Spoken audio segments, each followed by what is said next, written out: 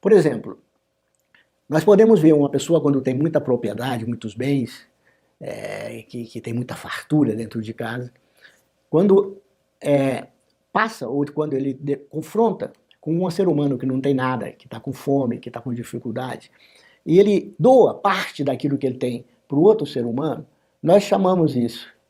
Que bela atitude, que belo gesto. E temos uma certa admiração por essa pessoa. Se o contrário, essa pessoa tendo uma comida suficiente para ele e para os seus filhos, e outra pessoa que não tem nada, e esse não doa para essa outra pessoa, podendo estar diante dessa pessoa, podendo fazê-lo, nós vamos falar, que feio. Essa pessoa, esse gesto é muito feio, essa pessoa não é boa. E se uma pessoa, não tendo tanto quanto esse ser que tem muitas coisas e reparte um pouco delas, por exemplo, uma pessoa que tem somente um pão, e que quando vê uma pessoa com fome, ele abre mão da sua própria fome e alimenta a outra pessoa, prefere ver a felicidade do outro do que a sua própria, nós falamos, que encantador. Quando isso acontece, normalmente às vezes, quando acontece algum fato parecido com esse, e que a imprensa publica, nós achamos encantador. E quando vamos falar com essa pessoa, parece que tem um pouco de luz dentro dela. A bondade parece que irradia na pessoa. E você, mesmo que ela não tenha um padrão de beleza estético, mesmo que às vezes os comportamentos dela e de movimentos e tudo não esteja tão de acordo com os padrões de uma pessoa que está bem nutrida, que está bem formada, que passa por um processo de educação para bons hábitos e assim por diante, nós olhando para ela percebemos beleza. Às vezes mais beleza do que aquela pessoa que negou tudo. Porque quando olhamos para essa pessoa que nega tudo dela mesma, nós percebemos uma certa sombra, um certo grau de distanciamento. Não sabemos por quê. Nós começamos a perceber a luz dentro das pessoas. Bom, vocês já viram também pessoas que às vezes encontram objetos. Recentemente eu fiquei sabendo de um caso, por exemplo, no aeroporto, uma pessoa daquelas que limpa o aeroporto, encontrou uma mala com dinheiro, ela foi e devolveu a mala com dinheiro, sendo que ela tinha necessidade. Por quê? Porque ela não se sente bem em ficar com uma coisa que não é dela. Porque ela sabe que o outro sofre quando perde algo. E ela não quer transmitir esse sofrimento. Esse gesto nós consideramos encantador. O gesto da honestidade. Nós consideramos encantador também uma pessoa veraz. Principalmente quando essa veracidade, ela não quer mentir para enganar outra pessoa para poder ter algum benefício para ela mesma. Que ela é transparente, que ela é verdadeira. Nós chamamos que pessoa encantadora. Quando, por exemplo, observamos uma pessoa que tem muita sensibilidade, ela passa perto de algo bonito, ela percebe e ela quer contemplar, ela quer ver, às vezes ela quer corrigir alguma coisa, ela quer limpar para que aquilo se destaca mais, ela quer participar. Quando percebemos que uma pessoa percebe quando o outro está sofrendo, quando percebe que o outro não está gostando da forma como ela está falando e muda a forma de falar, ou seja, como ela é sensível ao meio, quando ela é sensível à vida, nós falamos que pessoa bonita.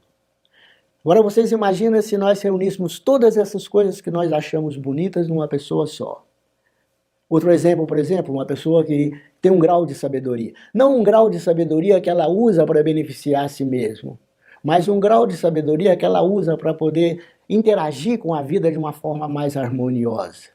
Porque uma pessoa, por exemplo, que tem um grau de sabedoria, como a gente às vezes conhece muitos, eu gosto de contar um caso mais assim de figuras de quadrinho, mais para não atingir nenhuma preferência de ninguém, que é o caso do Batman, né, com o Coringa, que é seu grande inimigo.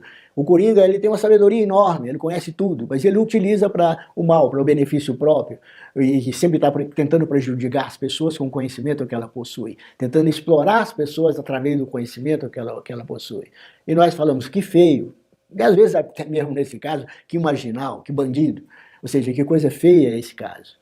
Por quê? Porque está usando seus poderes, seu conhecimento, para poder tirar a vida das pessoas, prejudicar as pessoas, para poder beneficiar somente a si mesmo, ou seja, um grau altíssimo de egoísmo.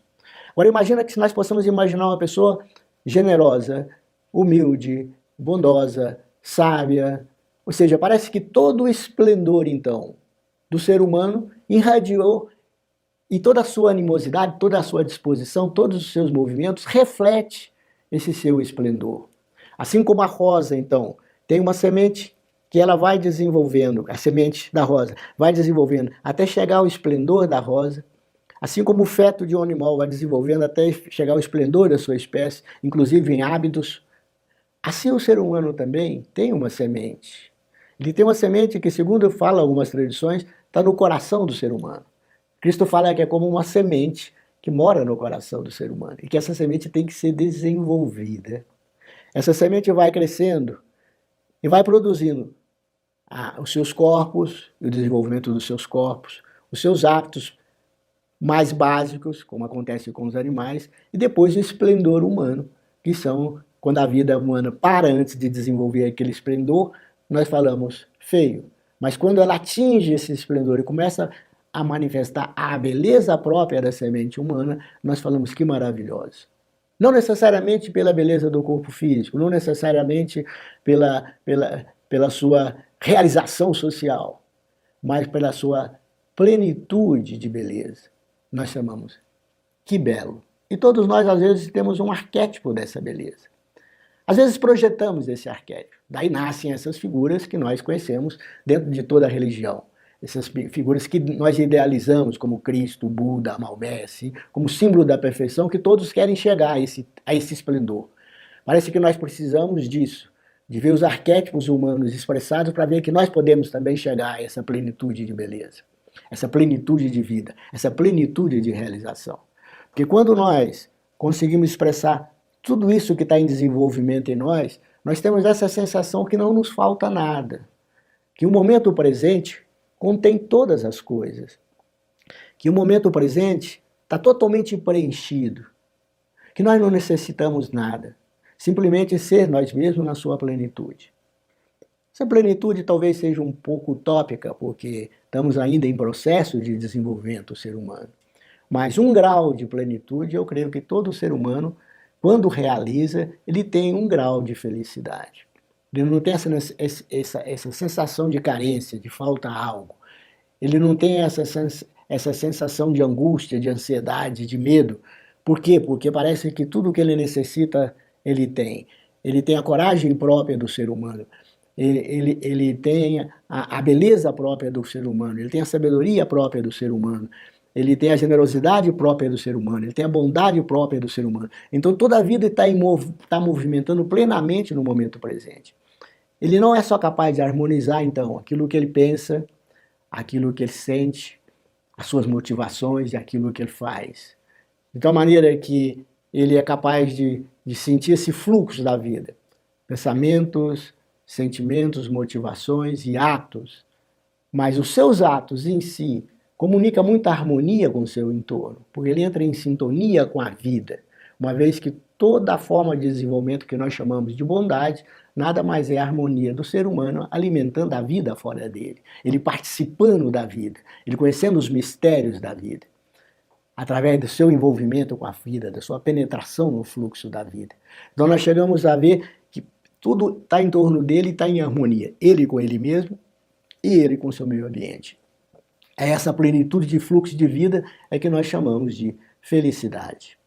Então, felicidade, vida, forma e beleza está naturalmente dentro de nós. A única coisa que nós precisamos é desenvolver um pouco mais essa sensibilidade humana para que ele perceba que a vida deles às vezes bloqueia no seu desenvolvimento em algum ponto, assim como pode acontecer também com o animal ou com a planta, pode ficar bloqueado em algum ponto.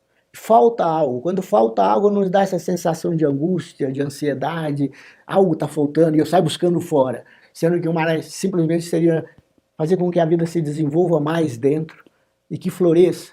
Porque nós, às vezes, buscamos fora muita coisa que nós encontramos dentro. Platão mesmo fala num dos mitos dele de um ser que caiu no mar, em que quando ele ficou muito tempo no mar, as algas colaram o teu corpo e ele deformou a sua estrutura. Quando ele saiu do mar, que ficou diante de um espelho, e que ele olhou no espelho, ele achou a imagem dele horrorosa. Como ele não sabia quem ele era, ele saiu buscando mais coisas para acrescentar, para ver se ele corrigia a imagem dele. E quanto mais ele acrescentava coisa, mais feio ele ficava. Às vezes nós fazemos a mesma coisa desse ser. Sentimos essa falta de algo. Ao invés de tirar isso que está em excesso e deixar florescer aquilo que somos, nós saímos buscando mais coisas, vamos agregando mais coisas, queremos mais viagem, queremos mais bens, queremos mais propriedades, queremos mais companhia, e vamos agregando coisas que cada vez nos tornam mais complicado a vida e menos realizada. Às vezes até tendemos a isolamento no final da vida, como se tivéssemos esgotado toda a possibilidade, ficamos descrentes da vida. Passamos, às vezes, de ser aquele velho arquetípico que todos nós sonhamos, né? Aquele velho sábio que está no seu cantinho, numa casa simples, mas bonita. Não bonita porque tem riqueza, mas bonita porque tem bom gosto, tem detalhes de higiene, detalhes de pequenas florzinhas, detalhes de vasos. E ele está ali repleto de si mesmo e feliz. Com pouco espaço, porque tem tudo dentro de si. Com pouca necessidade de conhecer, porque já sabe muito sobre a vida, já conhece o que é necessário para ele. O que precisamos, então? Um pouco de sensibilidade. Um pouco mais de sensibilidade em relação a nós mesmos. Um pouco mais de sensibilidade em relação à vida. A vida vegetal, a vida animal, fundamentalmente a vida humana. E que é o que eu desejo nessa semana da arte que estamos promovendo para todos vocês que me assistem.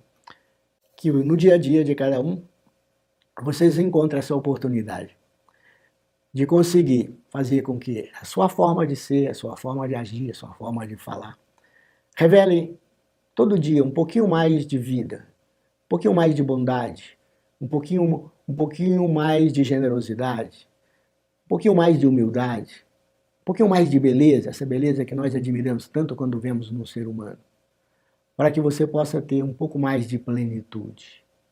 Há uma frase que eu gosto muito, para fechar a minha palestra, que é uma frase de Sriram, que ele fala que o que o ser humano busca no momento presente não é plenitude, porque isso é uma coisa difícil, que só será encontrada no futuro, muito remoto, mas um pouquinho mais de preenchimento, um pouco mais de preenchimento, para que se sinta esse movimento da vida dentro de si, esse crescimento constante, esse fluir da vida com mais intensidade, porque esse fluir com a vida com mais intensidade é o que nós chamamos de felicidade.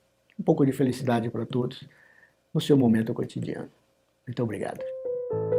Nova Acrópole tem uma proposta para você construir e aprofundar a sua visão de mundo.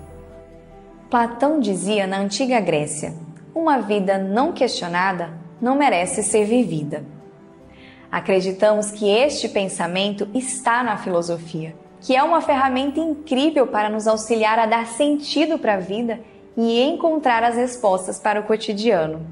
Por isso, nós propomos uma filosofia diferente, para melhorar a vida, que não é só teórica, mas uma filosofia para viver. Participe de uma aula na Nova Acrópole da sua cidade, para saber como funciona essa proposta. A data está aqui embaixo.